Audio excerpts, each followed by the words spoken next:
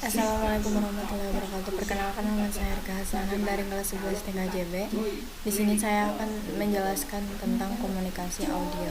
Langsung saja kita masuk ke pengertian komunikasi audio. Komunikasi audio adalah bentuk komunikasi yang dilakukan dan terjadi melalui media audio.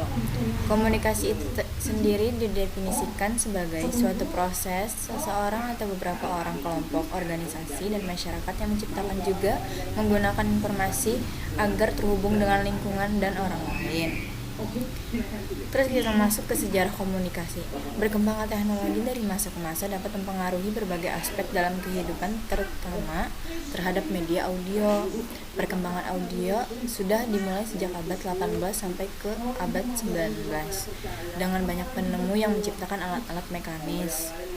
Pada tahun 1877, Thomas Edison memulai pengembangan teknologi perekaman dan pemutaran dengan bertujuan agar dapat membuat sesuatu perangkat yang dapat merekam pesan atau mesin penjawab telepon. Plat record pertama diciptakan dari logam dan silas oleh Emil Berliner. Awalnya digunakan dapat bermain pada gramofon sehingga dapat menyediakan produksi rekaman dalam jumlah banyak. Pada era analog, audio digunakan sebagai bentuk komunikasi melalui gelombang elektromagnet dengan melewati proses pengiriman sinyal data. Pada tahun 1970-an sampai 1990-an, kaset menjadi salah satu format media yang paling umum digunakan dalam industri seni musik. Terus kita masuk ke perangkat komunikasi audio, ada 3, yaitu audio codec. Codec ini dapat melakukan fungsi kompresi sinyal audio agar dapat penghematan pada bandwidth. Yang kedua, controller. Audio controller bertugas untuk melakukan fungsi kontrol terhadap pengaruh akustik yang tidak dikehendaki dari speaker terhadap mikrofon, seperti suara mencuit, echo, dan lain-lain. Yang ketiga, mikrofon dan speaker. Mikrofon dan speaker ini bertugas sebagai perangkat input dan output dalam sistem audio. Kita masuk ke jenis-jenis audio. Ada beberapa jenis komunikasi audio. Yang pertama, audio streaming, audio visual. Yang ketiga, audio response. Yang keempat, audio oscillator. Yang kelima, audio modem riser. Itu tadi jenis-jenis komunikasi audio. Kita masuk ke jenis-jenis format komunikasi audio, yaitu ada MP3 atau MPEG, MPI, ada AIFF dan AIFC, ada OOG dan ada OGG dan OGG Vorbis, ada WAV, AAC, WMA, ada juga real audio.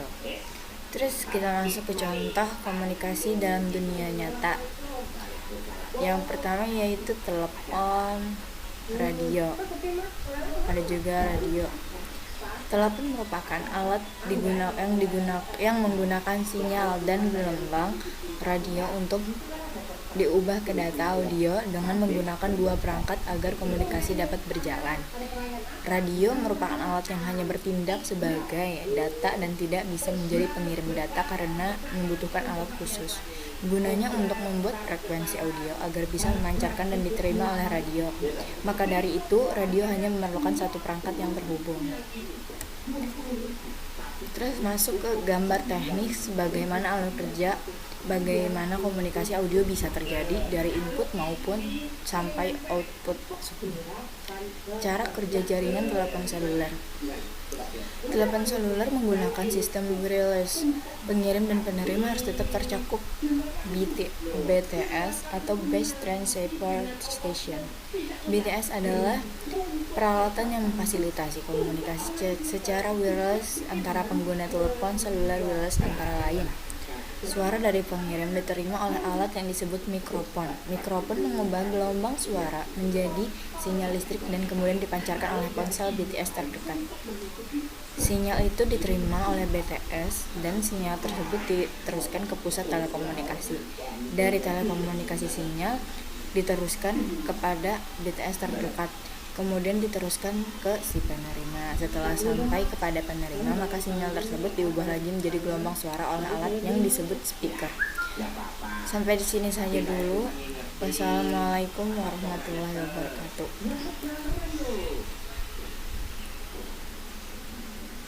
Yang ini berapa, Mas?